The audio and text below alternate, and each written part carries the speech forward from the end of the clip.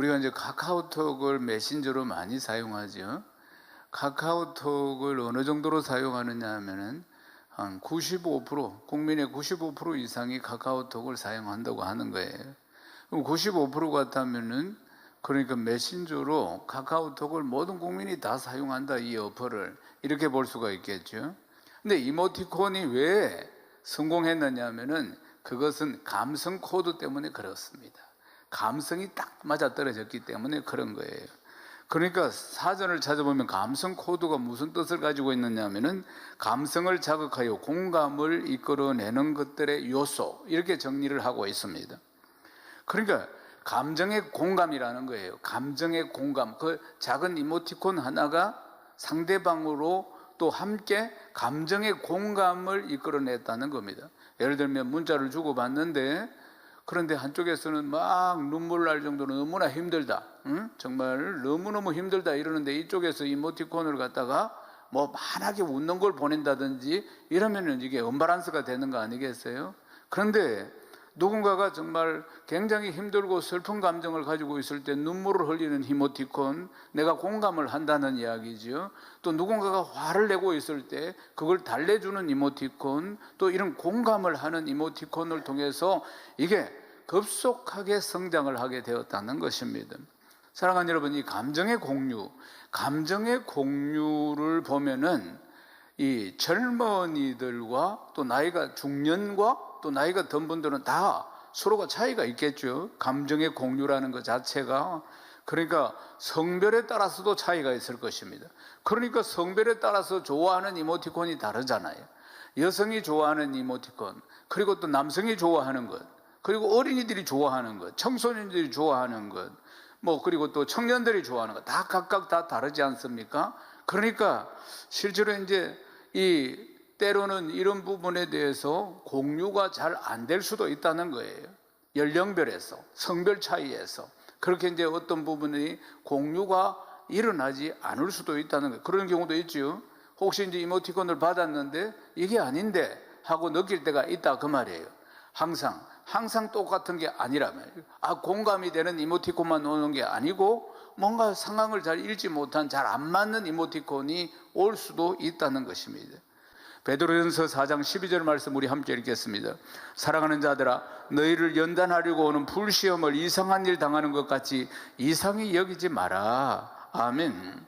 우리가 예수 믿는 것 때문에, 그러니까 예수 믿는 그리스도인으로서 살아가면서 찾아오는 어떤 연단, 어려움, 고난, 시험, 이런 것이 찾아왔을 때 그걸 이상하게 여기지 말라, 이렇게 말씀하고 있는 것입니다.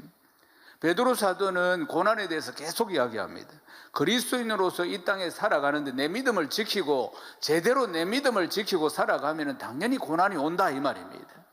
적당히 타협하면서 적당히 살아가면 모르겠지만은 세상도 좋고 교회도 좋고 이렇게 적당히 그냥 즐기면서 살면은 그렇지 않을 수도 있겠지만은 제대로 믿음을 지키면서 살아가는 데는 반드시 고난이 따라온다. 이 고난이 찾아오는 것을 이상하게 여기지 말라, 이렇게 말씀하고 있는 것입니다.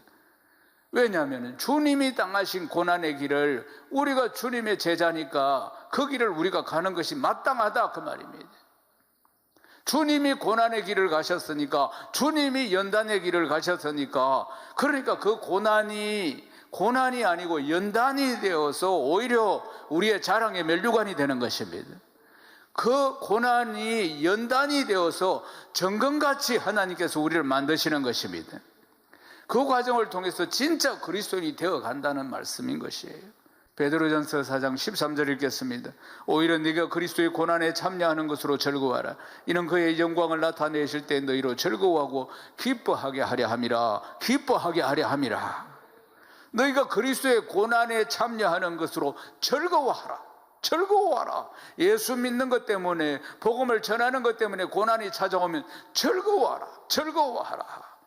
이는 그의 영광을 나타내실 때에 너희로 즐거워하고 기뻐하게 하려 함이라. 사랑하는 여러분, 이 말씀이 우리에게 주어졌습니다. 오늘 이 시대를 살아가는 우리에게 주신 말씀인 겁니다. 이것이 세상 사람들과 다른 인식인 것이에요. 세상 사람들이 공유하는 것과는 전혀 다른 예수 그리스도의 사람들, 예수 믿는 사람들이 공유하게 되는 인식인 것입니다.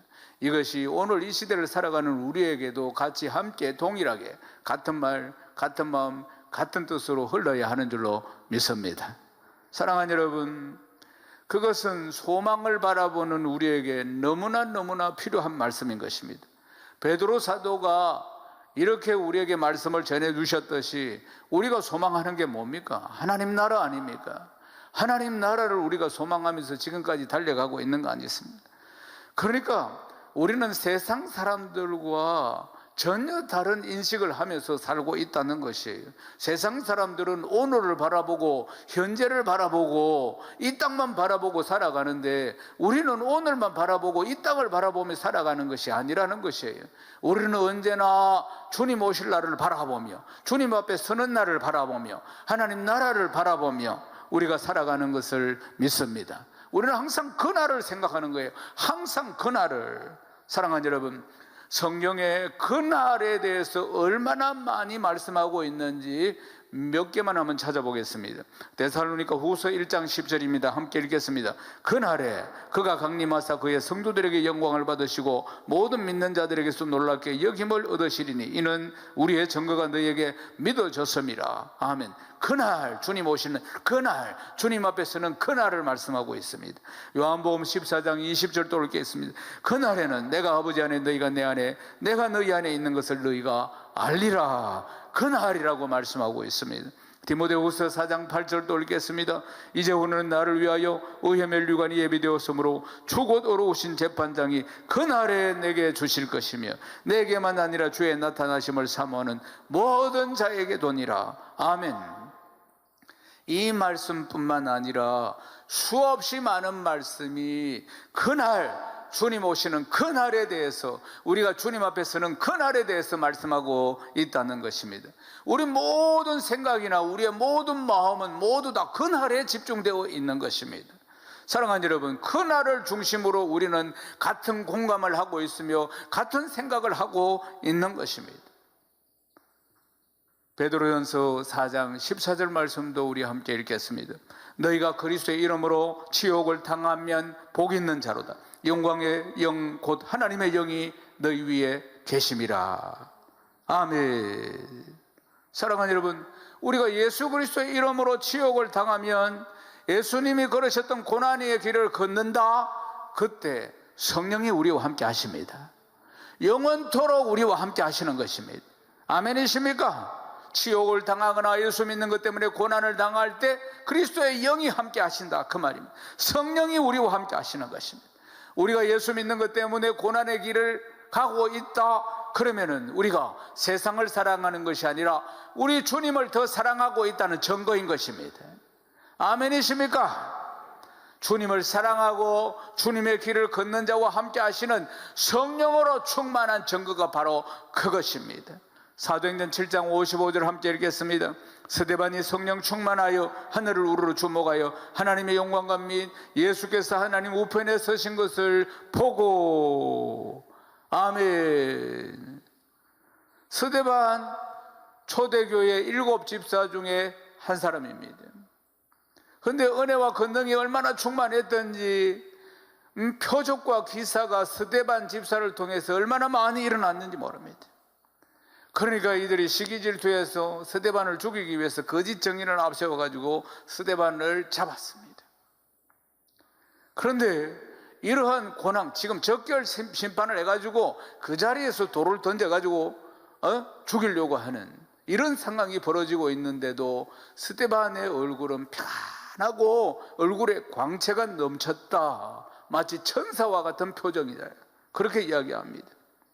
스데반 대제사장과 그 서기관들, 그 권력자들 앞에서 너희들이 십자가에 달아서 죽인 예수가 그리스도다. 예수가 바로 우리가 그렇게 고대하고 기대하던 메시아다. 이렇게 전한 것입니다. 예수가 그리스도다. 예수가 메시아다. 이렇게 전했으니까 성경에 보면은 그들이 마음에 찔려서 예수님을 십자가에 못 박았으니까 마음에 찔려가지고 스데반을 향해서 이를 갈았다. 이렇게 이야기를 하는 겁니다. 우리가 복음을 전하면은 두 종류의 사람이 나옵니다. 복음을 전하는데 오히려 받아들이지 못하고 이렇게 악한 마음을 품거나 대적을 하고 이런 무리들이 있는 반면에 사도행전 2장에 보면 베드로 사도가 사도행전 2장 1절에서 4절까지 성령을 받고 난 뒤에 나가서 복음을 전하니까 똑같이 예수가 그리스도라고, 십자가에 못 박은 예수가 그리스도라고 전하니까 그들이 마음이 찔려서 우리가 어찌할꼬 그러면서 회개하고 그리고 주께로 돌아온 자가 수많은 사람들이었다고 이야기하는 것입니다. 항상 두 종류의 사람들이 존재하는 것이에요. 그러나 스데반 앞에 서 있는 이런 자들은, 대제사장과 서기관들 이런 자들은 오히려 이를 갈았다는 거예요. 이를 갈았다. 이런 위기 속에서 스데반의 모습은 더욱더 성령이 충만했습니다. 성령이 충만해서 하늘을 우러러 보는데 오늘 말씀해 보십시오. 하나님의 영광과 그리고 보좌 우편에 서 계시는 예수님을 보았다고 하지 않습니까? 하나님의 영광과 보좌 우편에 서 계시는 예수님 말이에요. 그런 돌에 맞아서 지금 순교하고 있습니다. 돌에 맞아서 지금 죽어가고 있는데 그 마음속과 그리고 마음에 있는 것이 밖으로 표현이 될 텐데 공포입니까? 두려움입니까? 아닙니다. 그는 하나님의 영광을 보았습니다. 보좌 우편에 서 계시는 예수님을 보았습니다. 순교하는 장면을 지금 보고 계시는 주님을 보았다 그 말입니다. 사랑하는 여러분, 영광의 영이 함께 하신 것입니다. 영광의 영, 하나님의 영, 성령이 함께 하십니다. 아멘이십니까? 우리와 함께 하십니다. 할렐루야. 사랑하는 여러분, 물론 우리가 세상에서 고난을 만나는 것은 순전히 내 믿음과 내 신앙을 지키기 위해서 만나는 것도 있지만 오늘 말씀에 보면은 엉뚱한 일을 통해서 또 고난을 당할 수 있다는 겁니다. 베드로전서 4장 15절 말씀 읽겠습니다. 너희 중에 누구든지 살인이나 도둑질이나 악행이나 남의 일을 간섭하는 자로 고난을 받지 말려니와. 아멘. 그러니까 살인, 도둑질, 악행, 남의 일 간섭하는 거 이런 걸 가지고 고난을 받으면 안 된다는 거죠. 우리 믿는 사람이 믿음을 지키고 신앙을 지키기 위해서 받는 고난은 영광이다. 그렇지만은 이런 짓을 해서 우리가 고난을 받아서는 안 된다 그 말입니다.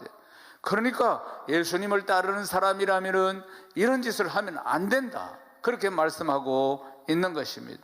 언제나 자기 자신을 돌아보고 도둑질이나 악행이 나타나지 않도록 자기를 쳐서 복종을 시켜야 한다는 거예요. 육신의 정욕과 안목의 정욕과 이 세상의 자랑들이 나타나지 않도록 늘 자기를 돌아보아야 한다는 말씀이 바로 이 말씀입니다. 우리 믿는 사람은 이런 것들을 가지고 고난을 당해서는 안 된다는 것이에요. 오히려 우리는 예수 그리스도의 이름 때문에, 신앙 때문에, 믿음 때문에 받는 고난은 하나님께 영광이라고 말씀하고 있는 것입니다. 베드로전서 4장 16절 함께 읽겠습니다. 만일 그리스도인으로 고난을 받으면 부끄러워하지 말고 도리어 그 이름으로 하나님께 영광을 돌리라. 하나님께 영광을 돌리라.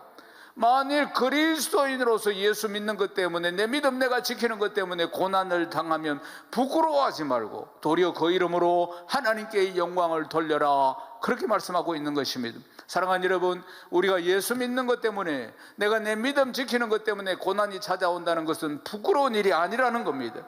오히려 그것을 통해서 하나님이 영광을 받으시는 것입니다. 아멘이십니까? 할렐루야.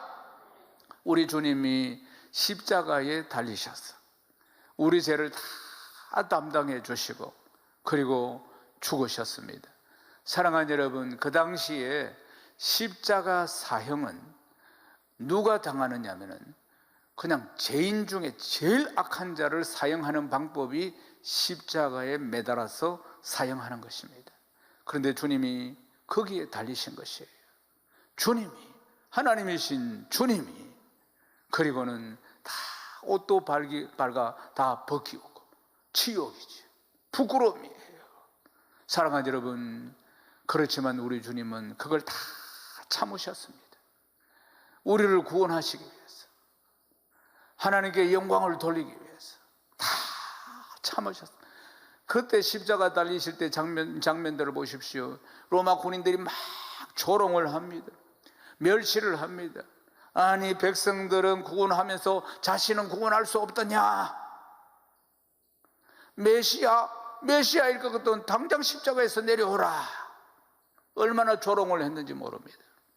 그리고 주님의 옷을 벗겨가지고 자기들끼리 나누어 가졌습니다. 두 손과 두 발을 대못으로 박았습니다. 얼마나 비참합니까? 얼마나 비참한 죄인의 모습. 양 옆구리에 창을 확 찔러서 피와 물을 싹 다 쏟아지게 만들었습니다. 사랑하는 여러분, 얼마나 깊은 고난이었습니까? 한편으로 보면, 세상적인 눈으로 보면 비참한 죄인의 모습이지. 그러나 그 고난은 하나님께 영광을 돌리는 고난이었습니다. 그 고난으로 죽으심을 통해서 하나님의 사랑이 어떤 것인지 우리에게 보여주시고, 그리고 죽음을 이기시고 사망 권세를 깨뜨리시고 부활하셔서 우리에게 구원의 길을 열어주신 것입니다. 아멘이십니까? 그 구원의 길을 우리에게 열어주심으로 오늘도 이 복된 예배의 자리에 우리가 있는 것 아니겠습니까? 사랑하는 여러분, 우리가 예수 믿는 것 때문에, 예수님의 이름 때문에 고난을 받는 거 있거들랑 두려워하지 마십시오. 그것으로 하나님이 영광을 받으시는 것입니다. 아멘이십니까? 사랑하는 여러분, 우리에게 12절을 읽으면서 12절의 말씀을 통해서 하신 내용이 뭐냐면은 우리를 연단하는 불시험이 있다는 것이에요. 우리를 연단하는 불시험. 사랑하는 여러분, 우리를 연단하는 이 불시험을 이겨내어서 하나님께 영광을 돌리는 삶을 살아야 한다. 불시험을 잘 이겨내어서 연단을 통해서 하나님께 영광을 돌릴 줄 알아야 한다. 그렇게 말씀하시고, 또 한편으로는 믿지 않는 자들은 마지막 날에 심판이 있다. 이렇게 이야기를 하고 있는 겁니다. 베드로전서 4장 17절 말씀 읽겠습니다. 하나님의 집에서 심판을 시작할 때가 되었나니 만일 우리에게 먼저 하면 하나님의 복음을 순종하지 않은 자들의 그 마지막은 어떠하며. 아멘. 사랑하는 여러분, 우리는 성령의 능력으로, 우리는 고난이 찾아와도 연단이 찾아와도 그것을 이겨냅니다. 할렐루야. 성령께서 우리를 도와주시는 것이에요. 그러나 믿지 않는 사람들은 어떻습니까? 사랑하는 여러분, 믿지 않는 사람들은 그대로 심판을 받는다. 지금 성경은 그렇게 말씀하고 있는 것입니다. 우리는 하나님의 영이 함께 하심으로 어떤 고난이나 시련이나 역경이 온다 할지라도 하나님의 영, 영광의 영, 성령이 도와주심으로 우리는 고난을 이겨냅니다. 아멘이십니까? 그러나 죄인들은 심판입니다. 이 심판은 그들은 거부할 수가 없고 빠져나갈 수가 없다고 성경은 말씀하고 있는 것입니다. 그들은 돌이킬 수도 없고 후회도 아무 소용이 없는 심판이 그들을 기다리고 있다는 것입니다. 미국에 실제 이런 일이 있었습니다. 한 살인범이 사형언도를 받았습니다. 사형언도를 받고 그리고는 이제 감옥에 들어갔는데 그 형이 아주 공직에 오래 있으면서 선한 일을 많이 알려져 있는 인물이었습니다.